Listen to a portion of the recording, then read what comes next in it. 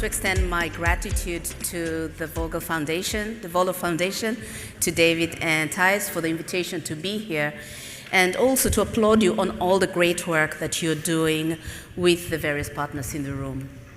So we're here to talk about carbon pricing. Over the last decade, carbon pricing has gained a lot of attention worldwide. Why? Because economists see this as a very efficient way of reducing greenhouse gases. Now, how does this work?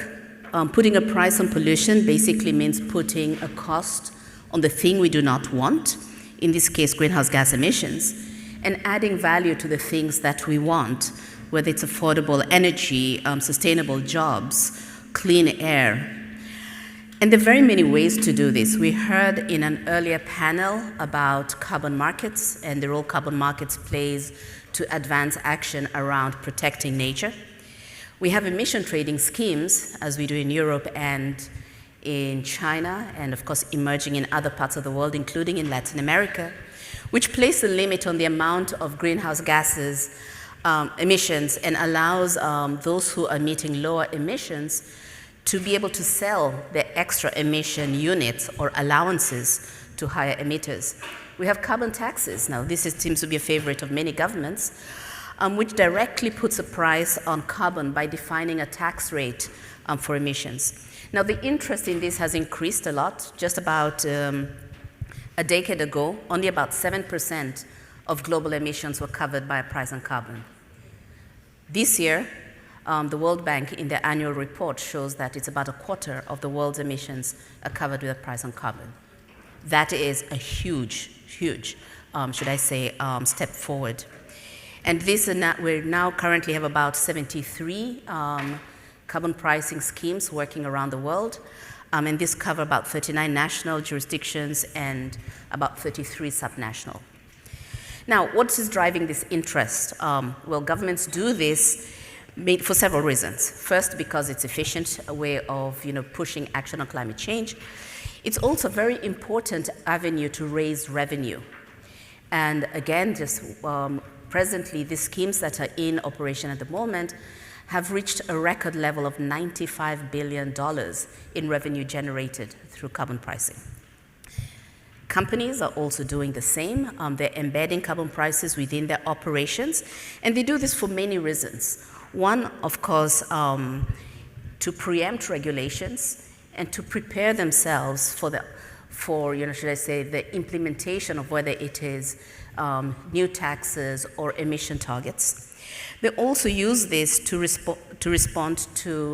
help them identify and innovate on new areas within their operations that would drive down their emissions. And in some cases, they also use this for scenario analysis to be able to define and chart a path forward for a much more climate robust operation. So there are many ways to do this. And today I have with me two excellent experts that have just been introduced. Dirk, who's been one of the, should I say, most prominent voices on carbon pricing, working with the private sector, and has contributed to a lot of the discussions and dialogues around developing many of these schemes. And my partner in crime from the Environmental Defense Fund, Holly Pearen, who's our lead counsel around carbon markets, which also is a way of saying she's the one who keeps us honest when it comes to all the work we're doing on carbon markets. So I will start with Dirk. And my first question to you, Dirk, is you've spent so much time in this space. You have worked a lot with whether it's some of the domestic markets, international markets.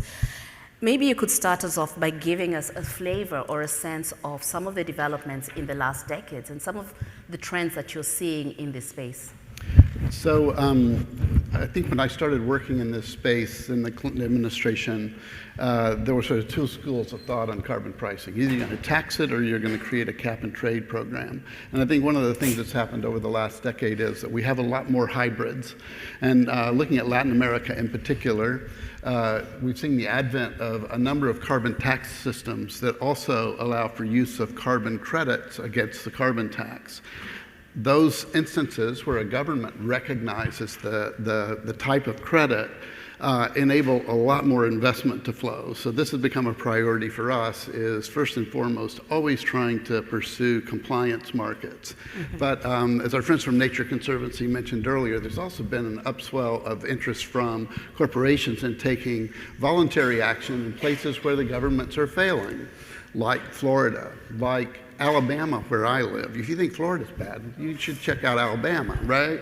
There's a real challenge in a political challenge. Or if you watched the State of the Union last night, and when Biden starts talking about the wonderful things that the administration is doing on climate change, half of the room stood up and the other half sat on their hands. And that dysfunction is not serving us well as a country.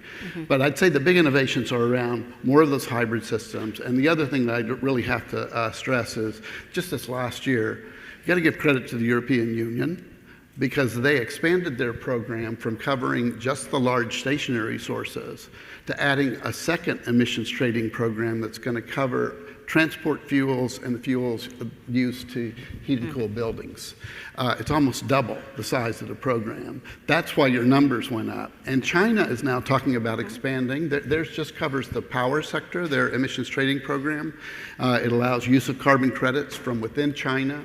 But they're also looking to expand to other sectors. So the United States, you know, the state of California looks pretty good, New England looks pretty good, because they're both doing things. But I think we're really seeing a lot of the leadership come from other places and setting up models of cooperation. This is going to be incredibly important for getting to net zero, because we've done a bunch of economic modeling from when you were at the World Bank and sponsored some of the work. And one of the things that you learn, and looking at the economics of it, is there are a lot of countries, like in Latin America or Africa or Asia, that have a lot more mitigation potential than they can afford to realize.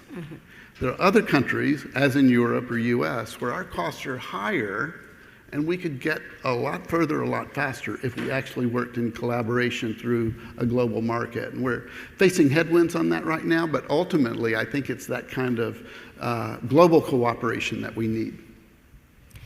I want to piggyback on that, Dirk, and totally agree with everything you just said, with some examples about policy innovation in carbon pricing program design to address inequities in the implementation of carbon pricing. And as more and more jurisdictions have designed their own programs, we're seeing really exciting advances in ways to marry the flexibility of carbon pricing with some of the more inflexible impacts.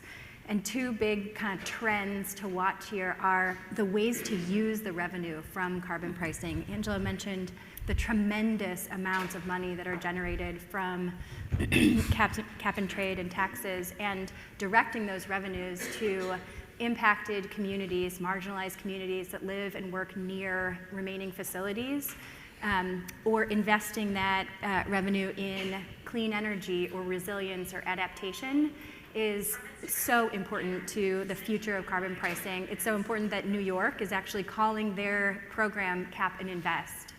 The other big trend around addressing equity is facility-specific caps or compliance obligations for those remaining facilities that will continue to operate, that can buy credits. And those are, really in play in New York.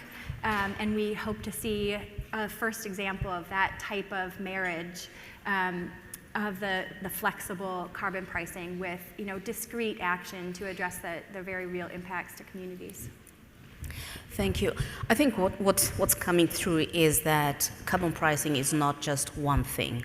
But for anyone reading the newspapers these days, we hear a lot of negative press around carbon markets, which of course are one instrument by which we can price carbon. And my question to you, Dirk, since you lead an association of a lot of businesses, are these measures really driving down emissions? Are they leading to real results? Because we can talk about everything that's out there, but what is the impact that we are seeing? Well, one thing that's really important is just to put it in perspective. A lot of the criticism is about voluntary carbon markets, which last year were worth about somewhere just less than $2 billion. the European, I would say the compliance markets, Europe, California, several of the Canadian provinces, parts of Latin America, those were worth like $780 billion. So the media is focused on the 2 instead of the 780. And in those programs, particularly the cap and trade programs, you know that the emissions are being reduced. They step down in Europe year by year by about 2.5%, 3%. And they're strengthening even further to accelerate the pathway to net zero. I think this is happening throughout the carbon pricing systems. Everybody's trying to calibrate now to what does it take to get to net zero by mid-century. So they're all having to up their game, but the voluntary markets also need to up their game and get on a similar trajectory. Yeah. Holly, earlier Dirk talked about what's happening in Europe, in China, in Latin America, and of course here in the United States, apart from California and New England, we do not necessarily have, big compliance schemes. But I know you've been trying to track what's happening in relation to the regulations around voluntary markets. Do you want to share some insights with the audience today? Definitely, and track and influence is an important distinction. This is very much in play right now. So if you're interested and care, there are opportunities to comment and change the trajectory. But even though we don't have a compliance, national market in the US, federal financial market regulators are really interested in providing oversight of the voluntary carbon market to drive environmental and market integrity. And that's appropriate. In 2022, BCG did a survey of 200 really big corporate buyers, and almost all of them cited the lack of environmental integrity as a reason they're not investing. And about half of them said the lack of regulation was a barrier to investment. And I will just point out, the regulated community very rarely asks for regulations. My career as an environmental attorney, that has happened one time, and it's here. And I think the idea is that if the voluntary carbon market looks and feels and acts like a regular capital market, then investors are going to be more likely to play with it and interact. And the climate solutions that depend on that finance will have access to those global financial flows. So there are 3 really big areas of voluntary carbon market oversight here in the US going on. The first is something that happened this week, and that's the SEC, the Securities and Exchange Commission, approved their final rules for climate-related financial disclosures. And those are going to require public companies to disclose their greenhouse gas emissions and risks and opportunities associated with those emissions, as well as strategies, governance, and investments designed to address the risks and opportunities, so long as they're material. I think relevant to this conversation, if companies use an internal carbon price to strategize and hedge risk, they have to disclose that internal carbon price now. Same for the use of carbon offset portfolios. I think this data is going to drive investment towards companies that are managing these risks well and that can assess climate risk. So it's really exciting. The other big financial market regulator we have in the US, the Commodity Futures Trading Commission, is very interested in providing oversight of the VCM. And in December, they issued guidance to designated contract markets that list futures backed by carbon credits. And in that guidance, they highlighted expectations for the terms that those futures contracts had to exhibit, the baseline criteria for carbon credits to be eligible for those futures contracts. And in doing that, they took language from 8 out of 10 of the ICVCM, or Integrity Council for Voluntary Carbon Markets, core carbon principles. This is wildly exciting to high integrity carbon credit nerds like us, because it's the first time that a global regulator has adopted these benchmarks for high integrity principles. And it has the potential to sort of promulgate those high integrity principles throughout the market. And while I don't think futures or derivatives is a huge space for carbon credit investment right now, I think there are only 18 credits listed on DCMs, futures and derivatives are a really big player in how pricing for other commodities works. Think about Brent crude. That's the global benchmark for oil, right? And a similar carbon price could come through some of these derivatives markets. And then, of course, it also signals future demand. So we can establish a pipeline of demand and projects to meet these futures contracts. The third really big one, and I think the last panel talked about greenwashing, is the Federal Trade Commission. And they are 2 years overdue on their greenwashing guides. The green guides tell companies what they can say about their environmental and climate performance. And in their initial rulemaking, they specifically ask for information about how consumers perceive statements about carbon offsets and about terms like carbon neutral and climate positive and net zero. And EDF is laser focused on getting the rules right. We're working with IETA on this one to maintain corporate ambition and at the same time require those claims to be substantiated with good, really solid plans that demonstrate commitment to environmental performance and climate ambition. Thank you. I know 20 minutes is normally not enough time to get into all the details, so I want to end with one question. This year, about 63, 64 countries are going to the polls, that we may see change of governments around the world, from India, Indonesia, South Africa, including this country. What would your message be? And here I'm kind of referring back to an earlier panel that said, how do we put a human face to the problem we're trying to address? I also would like to put a human face to the solution that we're trying to advocate for. What would be your message to the young people in this room, many of whom are the ambassadors for change, around carbon pricing? What's the one thing you would like them to take with them out of this conversation that hopefully will see them being agents of change in driving climate change? Maybe I'll start with you. I love this question, and it's really tricky because there are so many things I would tell, like my former self, who in my high school was voted most likely to be an environmental climate attorney. But I would say that you have to keep up the momentum for ambitious climate action and let go what success looks like. Right? I think this year in my professional career, it's been a really big example of that. Everybody was hoping for big concrete agreements in Article 6. Didn't happen. But what did happen was integrity standards in the voluntary carbon market, who everybody had written off. And so the same goes for carbon pricing at the subnational level or the corporate level. Even if politics in the federal level are wonky or disappointing, you have these other avenues for success. And those are always open if you keep the momentum and the focus on ambitious climate action. Dirk, and I would say, first of all, I'm really optimistic, even though we face a lot of challenges. And markets that I work in are all policy-driven markets. So who wins election really matters, right? So one thing I would say is, go to those town meetings and ask the candidates climate questions and ask them if they understand that a price in carbon, what we didn't really say is, you pay it one way or the other, right? Either you pay it to reduce emissions or you pay it to adapt.